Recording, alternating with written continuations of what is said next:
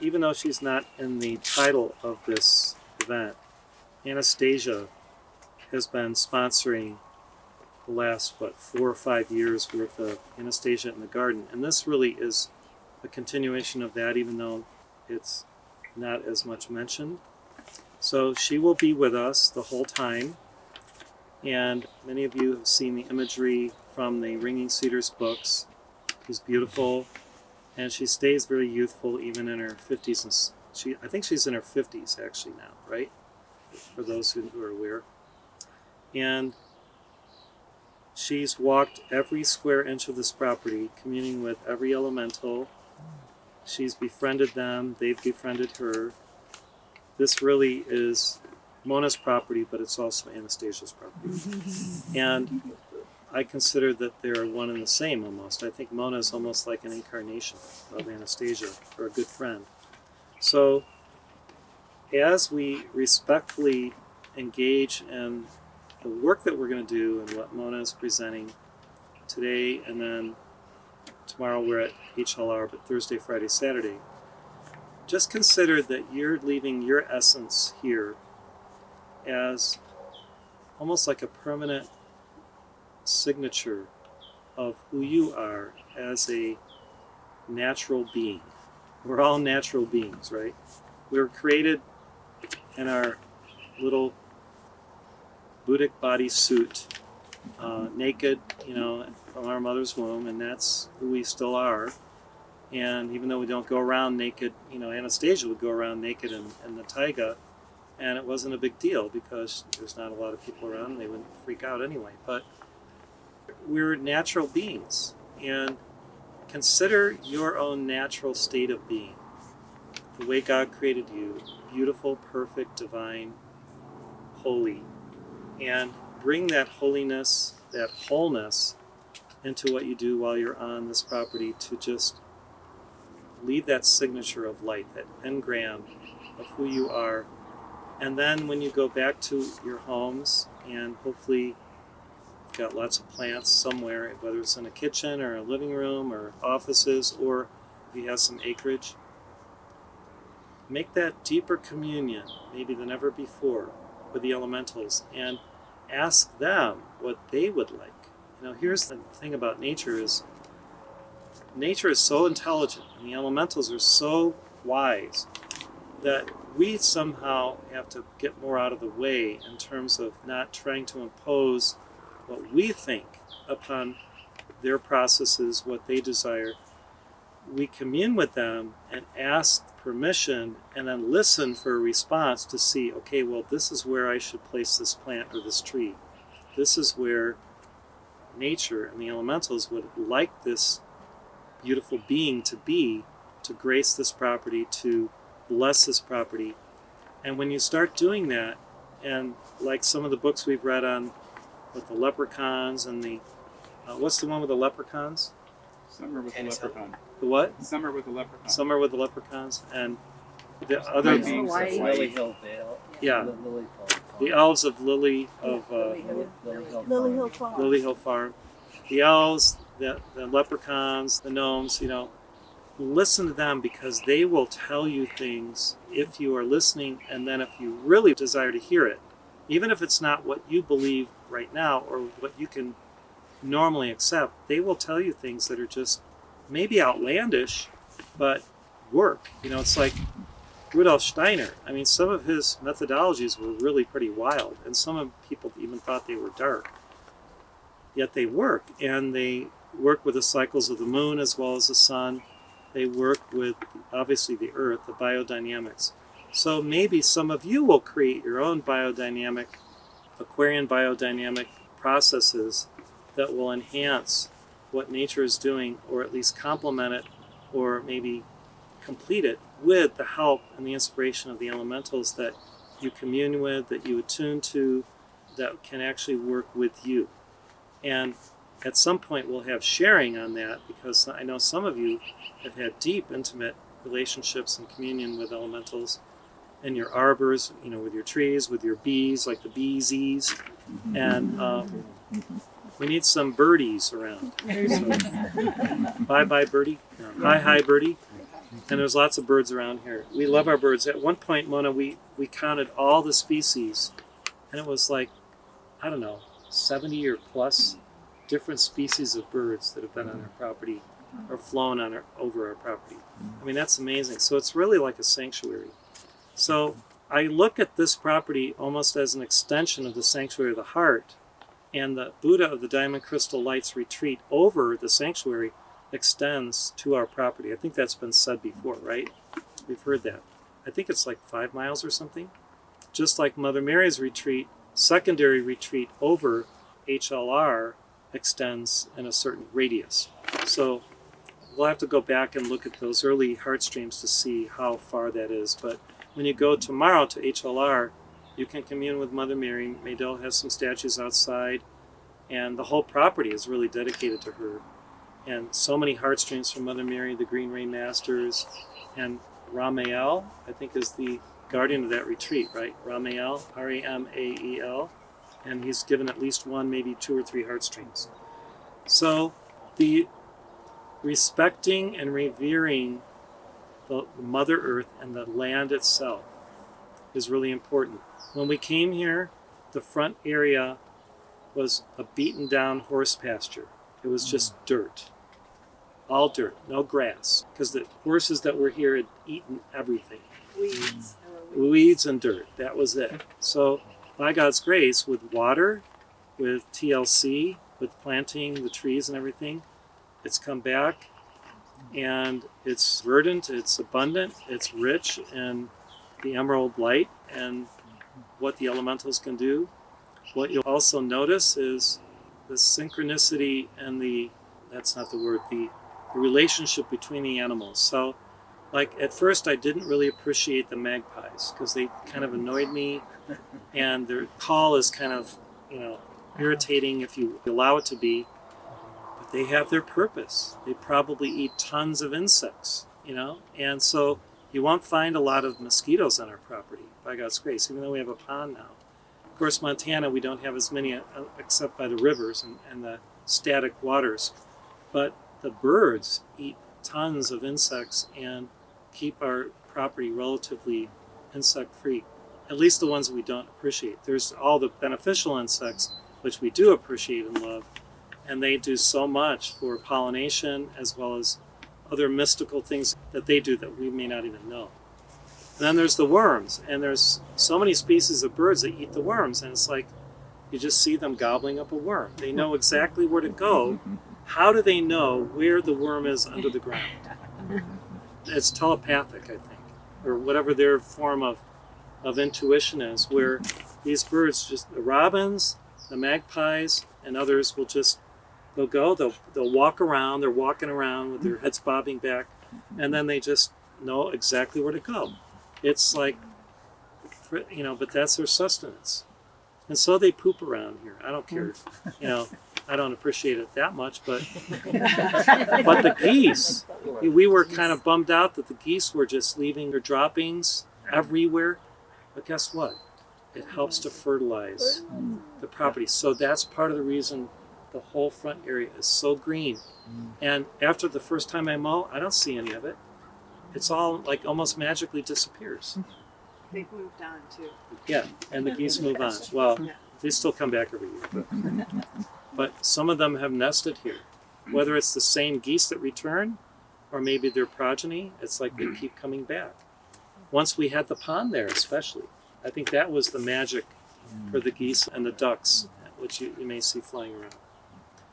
So we put up some bird houses. One of them got destroyed, and it's up there. And one of the projects I'm hoping we can do later, maybe the air day, which would be Thursday, in addition to the kites which we're going to have, is to maybe fix that one and fabricate a few bird houses, because the birds are so important. We went to Jamie Rambo's property, and on every post, I think around the whole property, she put a bluebird house. And the bluebirds are wonderful, the bluebirds. So we've seen blue jays, we've seen, flickers around here all the time. And they were originally pounding on the top of our home. And they, we went, what is that? And then, it sounded like a ratchet or a On a jackhammer metal roof. on the metal roof. Oh, Woodpecker. And why in the world are they up there? Well, they're either getting insects or they're sharpening their beak, or both, you know. But the flickers are amazing. They're in the same family as the woodpecker, as somebody mentioned yesterday. So we love the birds. We feed some of them. We just, they're just magnificent.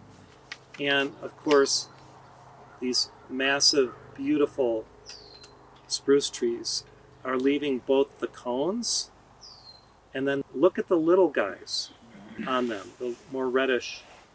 Has anybody studied botany or whatever to the point of knowing exactly the purpose of those little dudes? The pollen. The what? It secretes the pollen. It creates the pollen? Okay. Just so you know, pine, the essence of pine is so phenomenal. It's one of the things that Christine Maynor had in the store, right, for taking care of the problem with if people got the shot to prevent the spike protein from harming them. So one was the pine and the other was anise. Star anise, right? Star anise. Yeah. Both of them are a little spiky, or, you know, they have their own spikes, so to speak, so maybe that's part of it. But pine, as we know, is one of the most healing essences, aromatherapy, oils.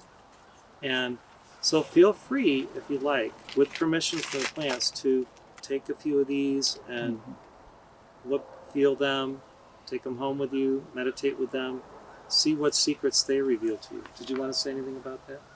Well, these are spruce, and I think the ends and the tips sometimes have a little casing on them, and so the new growth might be under those. I can't see from here for that particular tree, but on some of the trees it's that way.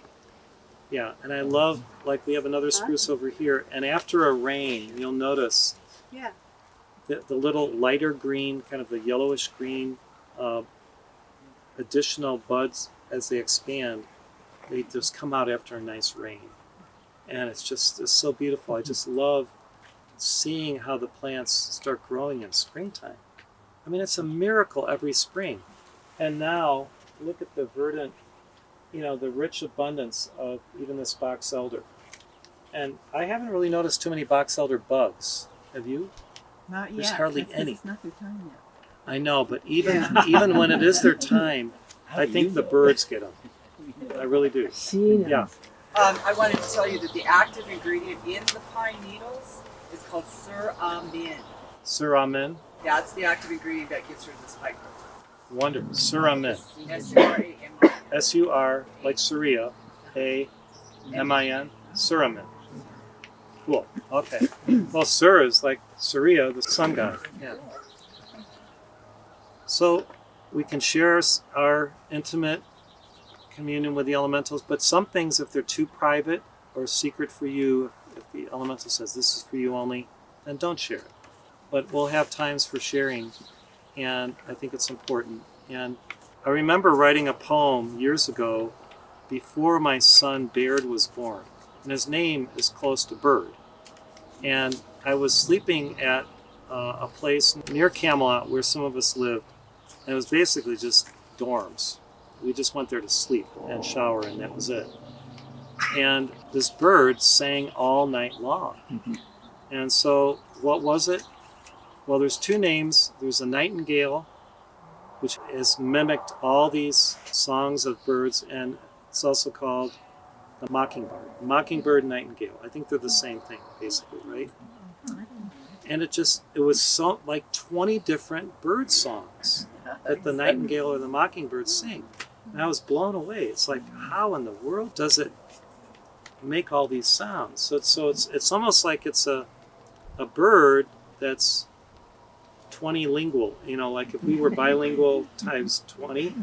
How many people have heard a mockingbird or a nightingale? Isn't it magic? Now the native peoples, I remember a former life where we had to learn some of the songs of the birds, and we had to mimic them and know them. And you've seen movies where, you know, natives would, you know, like maybe there was a war going on or whatever, and they had to hide in the bushes or whatever, and they would have a bird call they knew what it meant to signal each other, you know, well, don't go there, or, you know, the bad guys are over here or whatever. So I think a lot of us have done this in past lives where we have been so much more intimate with nature that we knew and we could communicate with many species. Do you feel that you've done that before? And maybe some of you have done a lot of that in this life, where you've spent enough time in nature, like Mr. Bluefeather here, where there's so many secrets that he has stored in his memory body that we could listen to him for days of stories in Alaska and the wilderness. And these stories are profoundly instructive of something for our soul development. That's the key. I do believe that when we are in nature, we can have a greater soul development because we're keyed into the secrets of what Mother Earth will communicate. Agree. Okay, the bird agrees, yeah. So does anybody know what the sound of a red-winged blackbird sounds like? We just heard it earlier a few times. Right. Hey. There, we have red-winged blackbirds. You'll hear the robins. That one I choose to remember, but obviously the tiny little birds, the finches come to our, Chickadee. and the chickadees are. You all know what a chickadee sounds like, right? Yeah. So when you hear a bird and you know what it is, and call it out, and we'll all listen. And we've had herons fly over. We all know the geese sound, I think, right? And the ducks. And it's fun. We should be talking about this on the air day, but anyway. Any questions? Do you know what the bird is that's in competition with you right now? That one right there? That one? That sharp? I'm not sure. We had this audiobook thing at one point, but then it stopped working. Yeah, Where we could play the sounds of all these birds, and then it just stopped. So it's on CD though. But birds have many different calls. Some of them have a lot too, for meaning different things. Yeah. So if anybody finds out what yeah. What's the bird? It might be a blue jay. It's Red-winged black blackbird. and white with a little bit of blue on it. That's the magpie. Okay. Yeah, the magpies have the long tail. They're black, and they have that shiny, iridescent kind of bluish green, but mostly blue. Yeah, really shiny. So you were asking before how the birds know where the worms are. You know, okay, They feel the vibration through and the earth. under the ground. We're moving. They feel it through their feet. They're so sensitive. They feel the vibration of the worms moving under the earth. Yeah, that's it. If you've ever watched robins close, you notice when they go up there like that, they cock their head. Yeah, And so I believe that they're picking up some kind of like a vibration or a sound. yeah. Because they do it in front of the teepee all the time. I'm totally amazed. They just land there and go right there. So they're connecting to some kind of they're picking up on some kind of sound or vibration. So I just heard the red-winged blackbird. Yeah. Or that was a human. Yeah, that was it. That was Christopher. The whistler. The whistler. We never had red-winged blackbirds by our pond, and they're usually always by water and reeds and things like that. And I've been hearing the red-winged blackbird in the backyard here this year, and I kept saying, where is that? Could it really be? Because I missed that sound because we had it at our last place where we lived. And then I realized the Livingston ditch, irrigation ditch, runs right back there. So I've been really busy the last week or two. I haven't gone out to find them, but I'm going to go sit early morning next to the ditch and the water and just watch for them and listen for them. Because it's such a, to me, it's a pleasing sound. Really. They love the cattails. Yeah, good point.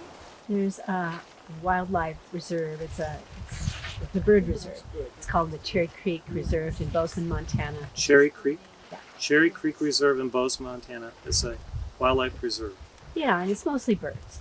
But in the fall, you see the red-winged blackbirds, and they're all popped on top of this, the willows that are cattails, I think they are, that are in the water. And they're all saying, it's their mating time. So you can just see in In the great fall, numbers. they mate instead of the spring. Well, excuse me, spring. Yeah, would be Okay. spring. Anyway, but there's so many of them. It's just like amazing. You know, they're all chatting and interacting, and quite a beautiful day. So we've also had the shift. We're now officially in summer. So how do you feel? Did you actually feel almost the sidereal shift internally that now you're in the water quadrant of the year rather than the mental quadrant? Yes. Is that what that was? Yes. So how does it feel good to be Takes in the some water adjustment. quadrant? Takes some adjustment. You need an adjustment? I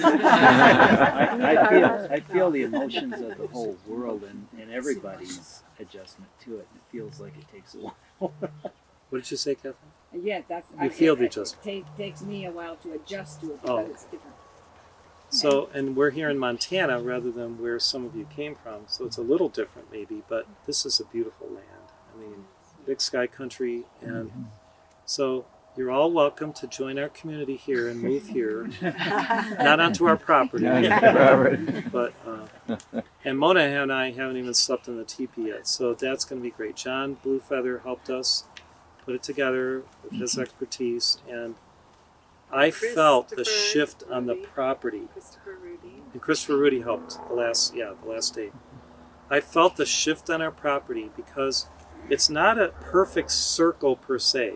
It's more of a little bit of an oval shape. It's primarily a circle, but it's a little bit elongated.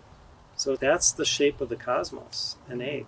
So if you check it out, I mean, it's pretty close to a circle, right, John? But it's just slightly elongated, and it's amazing. They call it like a tilted cone. Right. Like the back of the teepee is like this, and the front is like this, elongated. And this is where your smoke flaps are, and so forth like that. So, but it has a little bit of an egg shape like that. Yeah. And you'll see John's because we're going to go to his teepee, which is a little shorter than ours, but it's very well established, and he's got a fire pit out front, and it'll be interesting to see if we all fit in front of it. It's going to be real interesting. I've had 2 winters there by myself, and all of a sudden, we're definitely going to have to carpool if we can, and park down there by the barn. Remember when we Right. go down? And it should be interesting. And another thing too, it's not a condominium, so that we don't have a bathroom. So somehow you're going to have to Go kinda before you figure come. it out. Guys, it's not a problem, but Go before you go.